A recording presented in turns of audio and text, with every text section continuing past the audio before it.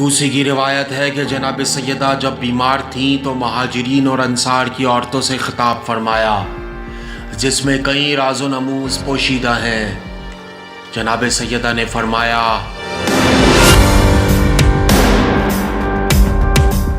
मैं इस हाल में हूँ कि तुम्हारी दुनिया से कराहत और तुम्हारे मर्दों से नफरत है। मैंने उन खुरमों को दांत लगाने से पहले ही थूक दिया।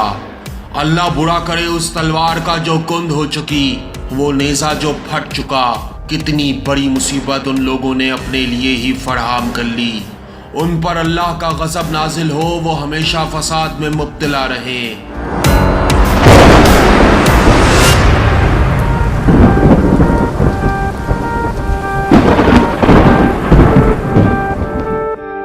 हमने उनके गर्दन के पट्टे की रस्सी उनकी ही गर्दन में डाल दी, उन्हें मुंतशिर होने के लिए छोड़ दिया, उनका बोझ उनके ही कंधों पर।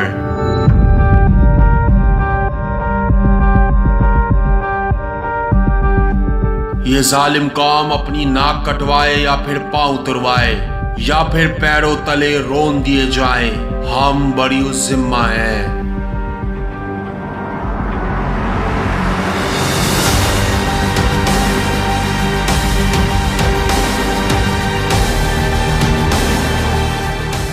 मगर इन पर अफसोस होता है, ये लोग रिसालत की बुलंद चोटियों और नबूवत की चार दीवारी से हटाकर खिलाफत को कहां ले गए।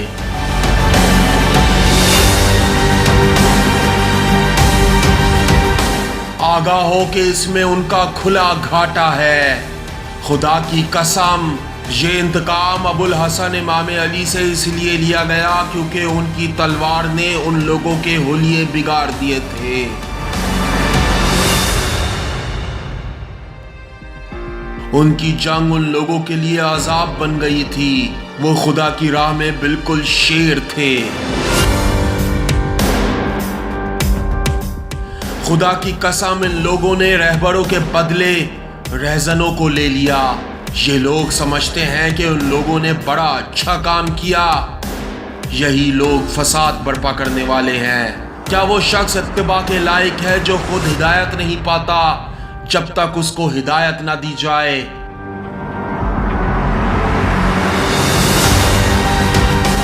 मैं कसम खाकर कहती हूं, खिलाफत की ऊँटनी हामला हो चुकी। उसके बतन से फितनागर बच्चा पैदा होगा। उस ऊँटनी से दूध नहीं खून निकलेगा। बाद में आने वाले जाने वालों के फल का मजा चखेंगे। वो वक्त आ रहा है जब बदअमनी का दौरा होगा। तुम्हारे नाहक अमवाल छीने जाएंगे। तुम्हारे सर पकी खेतियों की तरह काट दिए जाएंगे।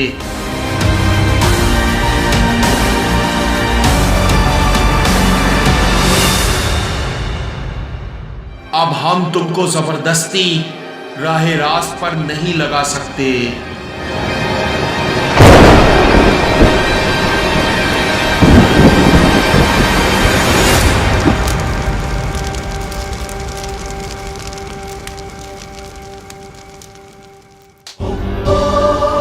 करबला उर्दू सिर्फ हरम मुक़द्दसात के मुताबिक आपकी इस्लाह चाहता है। अगर करबला उर्दू का कोई नुमाइंदा आपसे कोई बात कहता है तो नुमाइंदे की तस्दीक के लिए करबला उर्दू के फेसबुक पेज से राब्ता करें। अब तक की पॉलिसी के मुताबिक करबला उर्दू माली ताउन की कोई अपील नहीं करता। अगर कोई शख्स आपसे माली ताउन या चंदा करबला उर्दू के नाम से वसूल करे तो हरगिज़ ताउन ना करें।